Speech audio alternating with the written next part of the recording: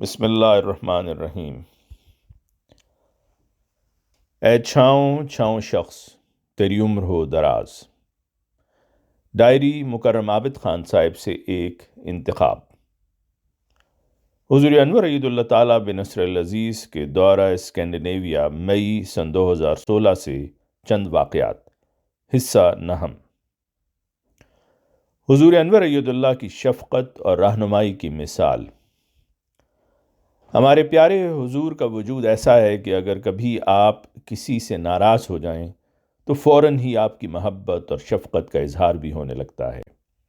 چنانچہ اسی دن پچھلے پہر جب قافلہ ایک سروس اسٹیشن پر رکا تو حضور انور نے صدر صاحب مجلس خدام الحمدیہ کو بلایا اور نہایت شفقت بھرے انداز میں ان کو سمجھایا کہ آئندہ وہ اپنے فرائض کیسے ادا کریں۔ حضور انور نے فرمایا کہ بطور صدر مجلس آپ کے پاس ہر دورے کے دوران جملہ قافلے کی گاڑیوں کا ریکارڈ ہونا چاہیے، آپ کے پاس ہر گاڑی کی فہرست ہونی چاہیے، اور یہ بھی کہ کون کون گاڑی میں بیٹھا ہے، اور کسی بھی سفر کو شروع کرنے سے پہلے آپ کو چیک کرنا چاہیے کہ ہر کوئی اپنی جگہ پر بیٹھ گیا ہے یا نہیں، اور پھر آپ کو قافلہ کو روانگی کا کہنا چاہیے۔ حضور انور اید اللہ بذات خود اپنے قافلے کی حفاظت اور سیکیورٹی پر خاص توجہ فرماتے ہیں۔ حضور انور نے ایک عمومی ہدایت سے نوازا ہوا ہے کہ دورہ جات کے دوران قافلہ کی آخری گاڑی مقامی جماعت کے احباب کی ہوگی، تاکہ اگر حضور انور کے قافلہ کی کوئی گاڑی پیچھے رہ جائے تو وہ گاڑی اس کی رہنمائی کے لیے ہمیشہ موجود رہے۔ مزید برآں حضور انور عید اللہ مستقل استفسار فرماتے رہتے ہیں کہ گاڑیوں کی کیا پوزیشن ہے اور یہ کہ کیا وہ سب اکٹھی ہیں۔ اگلے روز میری منصور احمد صاحب صدر مجلس خدام الحمدیہ سے اس واقعہ کے بارے میں بات ہوئی۔ یہ تو واضح تھا کہ وہ اپنی غلطی پر نادم اور شرمسار تھے، لیکن ساتھ ساتھ حضور انور کی شفقت بھری رہنمائی پر بے حد مشکور بھی تھے۔ مکرم صدر صاحب نے بتایا کہ ابتدا میں حضور انور ہماری غلطی کی وجہ سے سخت ناراض تھے، لیکن حضور انور نہایت محبت کرنے والے، شفیق اور درگزر کرنے والے ہیں، اور بعد میں آپ نے ازراہ شفقت مجھے بلایا اور بہت سی ہدایات سے نوازا کہ قافلہ کا انتظام کیسا ہونا چاہیے۔ حضور انور نے یہ بھی فرمایا کہ مجھے جرمنی جانا چاہیے اور وہاں ایک ہفتہ جرمنی کی حفاظت خاص کی ٹیم کے ساتھ ٹریننگ حاصل کرنی چاہیے، کیونکہ وہ کافی تجربہ کار ہیں۔ حضور انور کی محبت بے کنار ہے، اور ایسی شفقت کا تو میں خود کو کبھی مستحق بھی خیال نہیں کرتا تھا۔ چند کرسپس یعنی چپس کی تلاش۔ بعد ازاں میں وہاں گیا جہاں محترمہ خالہ صبوحی تشریف فرما تھیں، اور مجھے آپ کے پاس کچھ منٹ گزارنے کا موقع ملا۔ ہم گزشتہ شام اسٹاک ہوم میں منعقد ہونے والی میٹنگ کے بارے میں گفتگو کرتے رہے، اور آپ نے خاکسار سے اس دن صبح کے وقت حضور انور کی مہمانوں سے ہونے والی ملاقاتوں کے بارے میں بھی دریافت فرمایا۔ یہ بات تو ہمیشہ کی طرح ظاہر ہے کہ محترمہ خالہ صبوحی ایسے جماعتی معاملات میں نہایت دلچسپی لیتی ہیں اور بذات خود حقیقی اسلامی تعلیمات کے زیادہ سے زیادہ پرچار کے لیے ایک خاص جوش رکھتی ہیں۔ جس دوران ہم گفتگو کر رہے تھے، محترمہ خالہ صبوحی کے ایک عزیز مکرم طارق شاہ صاحب آپ کے لیے کافی لائے، مگر حضور انور کے لیے نہ لائے، کیونکہ حضور انور ابھی تک تشریف نہ لائے تھے۔ ہم نے چند روز قبل ایک سبق سیکھا تھا کہ جب محترمہ خالہ صبوحی نے ہمیں بتایا تھا کہ حضور انور کے تشریف لانے پر آپ کو تازہ کافی پیش کرنی چاہیے۔ چند منٹ بعد جب حضور انور تشریف لائے تو خاکسار نے آپ کی خدمت میں کیپوچینو پیش کی جو کاغذ کے کپ میں تھی۔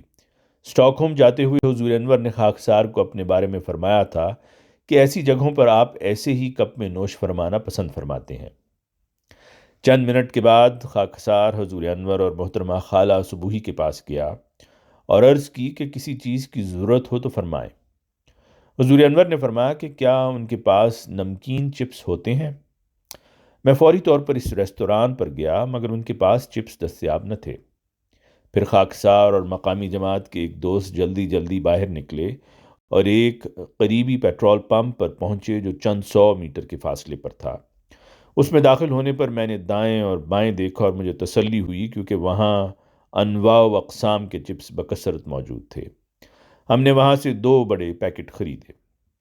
انہیں جب حضور انور کی خدمت میں پیش کیا تو حضور انور نے فرمایا، کیا یہ حلال ہیں؟ اس پر خاکسار نے عرض کی کہ جی حضور، ایک تو سادہ سالٹی فلیور ہے اور دوسرا سار کریم فلیور ہے۔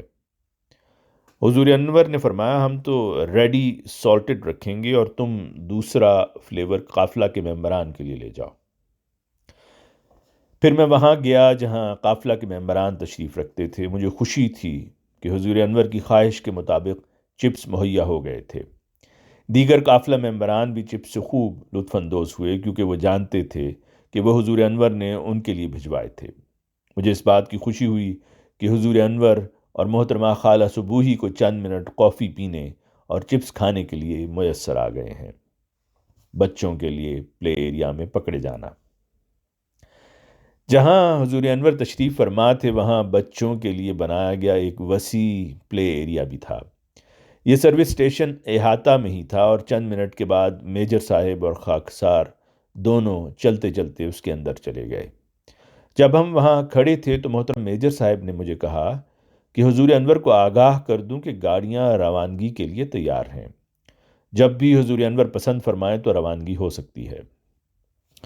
جب میں حضور انور کو آگاہ کرنے کے لیے جانے لگا تو حضور انور اید اللہ تعالیٰ بنصر العزیز ہماری طرف تشریف لے آئے۔ حضور انور اید اللہ نے ہماری طرف دیکھا اور استفسار فرمایا کہ ہم کہاں کھڑے ہیں، جس پر ہم نے عرض کی کہ یہ بچوں کے کھیلنے کی جگہ ہے۔ اس پر حضور انور نے فرمایا، ایسا لگتا ہے کہ تم اور میجر صاحب پلے ایریا کو خوب انجوائے کر رہے ہیں، کیونکہ آپ لوگ اس کے بالکل درمیان میں کھڑے ہیں۔ میں حضور انور کے تبصرے پر زور سے ہنسا، جس پر حضور انور نے محترمہ خالہ صبوحی کو مخاطب ہو کر فرمایا کہ عابد اور میجر صاحب اس پلے ایریا کے درمیان میں کھڑے ہیں۔ پھر حضور انور بیرونی دروازے کی طرف بڑھے اور باہر نکلنے سے پہلے آپ نے ریڈی سالٹڈ چپس کا پیکٹ مجھے عنایت فرما دیا۔ مجھے یہ دیکھ کر خوشی ہوئی کہ وہ پیک تقریباً نصف خالی تھا، جس سے ظاہر تھا کہ حضور انور اور محترمہ خالہ صبوحی صاحبہ کو یہ چپس پسند آئے تھے۔ میں چپس کے اس پیکٹ کو اپنی گاڑی میں لے گیا اور ہم سب نے نہایت خوشی کے ساتھ اس خیال سے بقیہ چپس کھائے کہ چند منٹ قبل حضور انور اید اللہ اس میں سے تناول فرما رہے تھے۔ الحمدللہ سروس ایریا کے وہ لمحات نہایت پرلطف اور بابرکت تھے۔ خاص طور پر حضور انور اور محترمہ خالہ صبوحی کو چند منٹ آرام میسر آتے دیکھنا ہم سب کے لیے نہایت خوش کن تھا۔ احمدیوں کے جذبات۔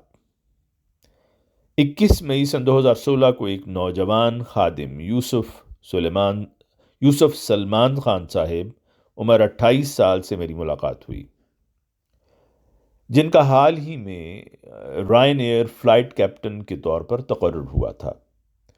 جب وہ حضور انور اید اللہ سے ملاقات کے لیے آئے تو انہوں نے اپنا نیا کپتان کا یونیفارم پہنا ہوا تھا۔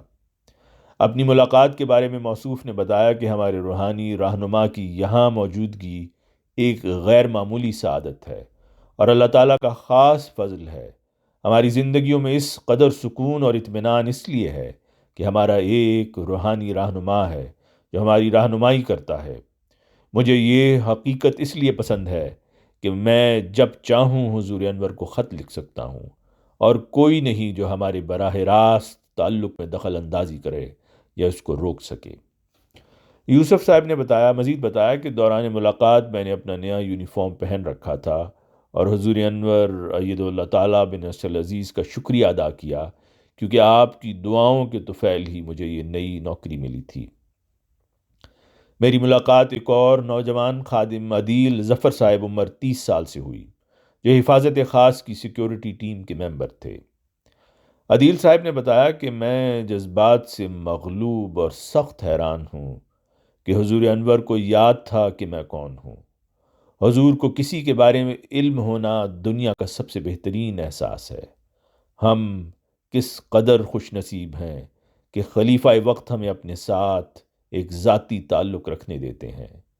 خدام پر حضور انور کے دورہ کے اثرات کے متعلق عدیل صاحب نے مزید بتایا کہ کہ گزشتہ چند دنوں میں نے اپنے خدام کے رویے میں نمایاں تبدیلی دیکھی۔ میں نے کئی خدام سے بات کی جن میں سے بعض جماعت سے دور ہو رہے تھے، اور ان سب نے بتایا کہ وہ حضور انور کی عاجزی کو دیکھ کر کس طرح جذبات سے مغلوب ہو گئے ہیں، اور یہ کہ آپ نے ان سے کس قدر محبت سے گفتگو فرمائی۔ حضور انور ایدہ اللہ تعالیٰ بنصرہ العزیز کا مقام کس قدر بلند ہے، مگر آپ میں تکبر یا تفاخر کا شائبہ تک نہیں، اور یہی چیز آپ کے وجود کو منفرد بناتی ہے۔ مترجم ابو سلطان صاحب، معاونت مظفرہ ثروت صاحبہ، آواز مرزا عمران احسن۔